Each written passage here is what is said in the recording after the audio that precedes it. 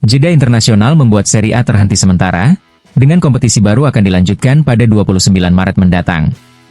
Namun, seberapa besar pengaruh jeda ini terhadap performa tim?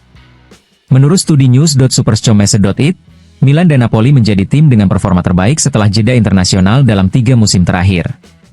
Keduanya mencatat 10 kemenangan dalam 15 pertandingan, dengan rasio keberhasilan 67%. Rossoneri bahkan mengalami lebih sedikit kekalahan dibanding Partenope. Di bawah mereka, Juventus, Roma, Atalanta, dan Lazio memiliki tingkat keberhasilan 60%, sementara Inter mencatat 53,3% kemenangan. Fiorentina mencatat jumlah kemenangan dan kekalahan yang sama, 46,6%, sedangkan Hellas Verona menjadi tim dengan tingkat kekalahan tertinggi pasca jeda, yakni 60%. Sementara itu, Bologna dan Udinese dikenal sebagai tim spesialis hasil imbang, dengan 40% pertandingan mereka setelah jeda berakhir seri.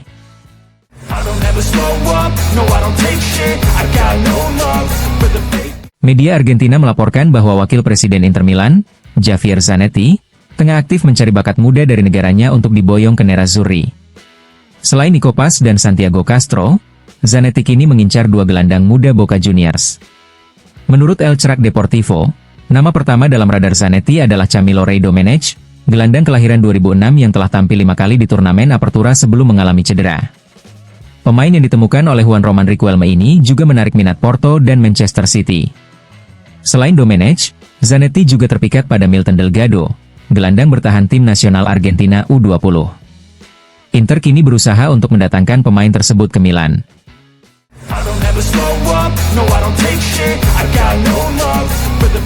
Inter Milan mulai mendapat kabar baik terkait pemulihan pemain yang cedera. Simone Inzaghi berharap Nicola Zalewski, Matteo Darmian, dan Federico Di Marco bisa kembali bermain pada pertengahan pekan depan dan tersedia untuk laga melawan Udinese pada 30 Maret. Zalewski dan Darmian saat ini masih berlatih terpisah, sementara Di Marco sudah mulai bergabung dengan tim dalam sesi latihan parsial. Sementara itu, Lautaro Martinez dan Denzel Dumfries akan kembali ke Appiano Gentile besok untuk menjalani terapi sebelum menjalani tes lanjutan pada Senin. Adapun Marcus Thuram tidak mengalami masalah serius meskipun masih memiliki keluhan pada pergelangan kakinya, seperti dilaporkan Sky Sport.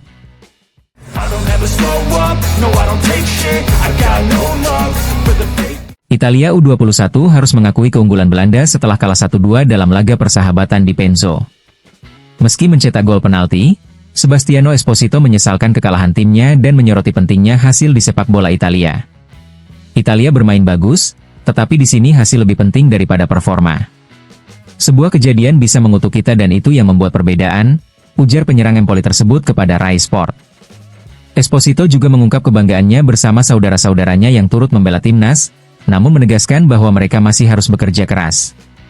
Terkait kemungkinan bermain bersama saudaranya, Pio Esposito di Inter Milan, ia menyebutnya sebagai impian yang masih terlalu dini untuk dibicarakan.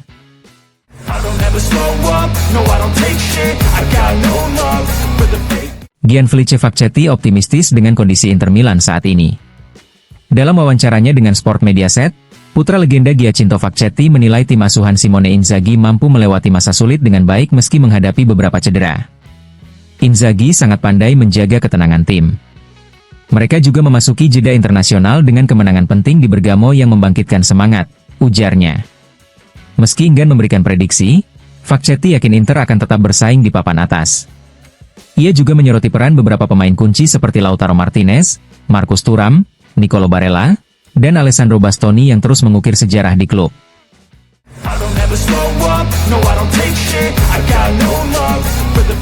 Menjelang laga melawan Inter Milan setelah jeda internasional, pelatih Udinese, Costa Runjaic, menyebut Inter sebagai tim terkuat di Serie A saat ini.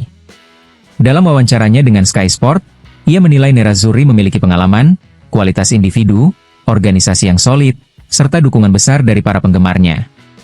Napoli dan Atalanta adalah tim hebat, tetapi Inter tampaknya memiliki sesuatu yang lebih, ujar Runjaic. Ia juga mengingat pertemuan Udinese dengan Inter musim lalu, di mana timnya kalah 2 kali, baik di Serie A maupun Coppa Italia. Kami berharap bisa tampil lebih baik pada percobaan ketiga, tambahnya.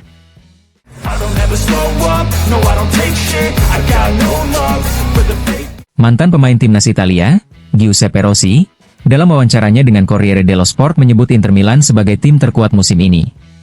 Menurutnya, Inter memiliki kedalaman skuad yang luar biasa dan berpotensi meraih treble, yakni Serie A, Coppa Italia, dan Liga Champions. Inter adalah tim yang harus dikalahkan. Mereka punya 2 atau bahkan 3 tim yang bisa bersaing, ujar Rossi. Meski demikian, ia juga menilai Napoli sebagai pesaing utama yang bisa memanfaatkan kesalahan Inter. Namun, menurutnya, peluang juara tetap berada di tangan pelatih Simone Inzaghi dan para pemainnya. Ketika ditanya tentang siapa yang akan menjuarai Liga Champions, Rossi dengan tegas menyebut Inter sebagai favorit utama.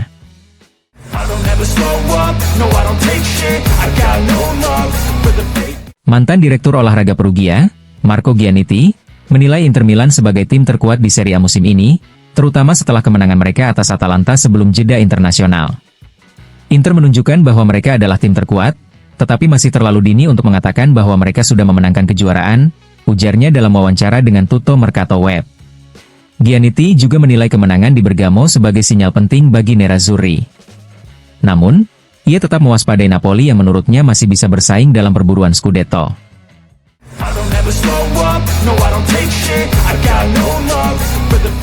Pelatih Davide Dionigi menilai Inter Milan sebagai tim terkuat dalam persaingan Scudetto musim ini.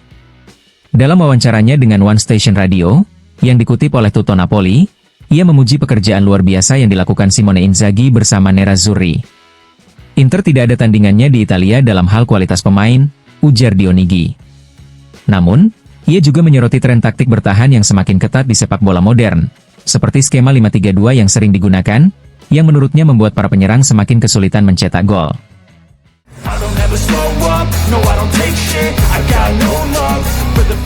Pemain sayap Fiorentina, Robin Gosens, mengenang perjalanan karirnya di Serie A dalam wawancara dengan saluran resmi Lega Serie A. Ia mengaku banyak belajar selama bermain di Atalanta dan Inter Milan. Atalanta membantu saya berkembang, sementara di Inter saya belajar menghadapi pasang surut dengan mentalitas luar biasa, ujar Gosens. Ia juga mengungkapkan ketertarikannya pada psikologi dan keinginannya membantu mereka yang mengalami kecemasan atau depresi setelah pensiun. Kini, Gosens menikmati waktunya di Fiorentina dan mengagumi keindahan Florence. Kota ini seperti museum terbuka, budaya dan kulinernya luar biasa. Dari roti hingga steak dengan segelas Chianti, semuanya lezat, tuturnya.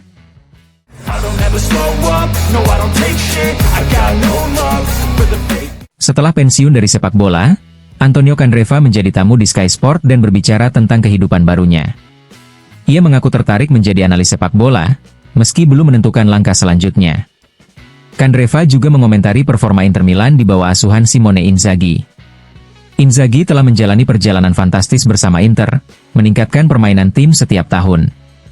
Ia bahkan mampu bersaing di final Liga Champions, ujarnya. Menurutnya, kontrak Inzaghi layak diperpanjang karena timnya bermain sangat baik dan masih berpeluang meraih target besar. Terkait mantan pelatihnya, Candreva menyebut dirinya lebih banyak belajar dari Antonio Conte dibanding Inzaghi, karena lebih lama bekerja sama. Ia juga memberikan pesan kepada Napoli agar tetap fokus dan tidak menyerah, mengingat musim masih menyisakan 9 pertandingan.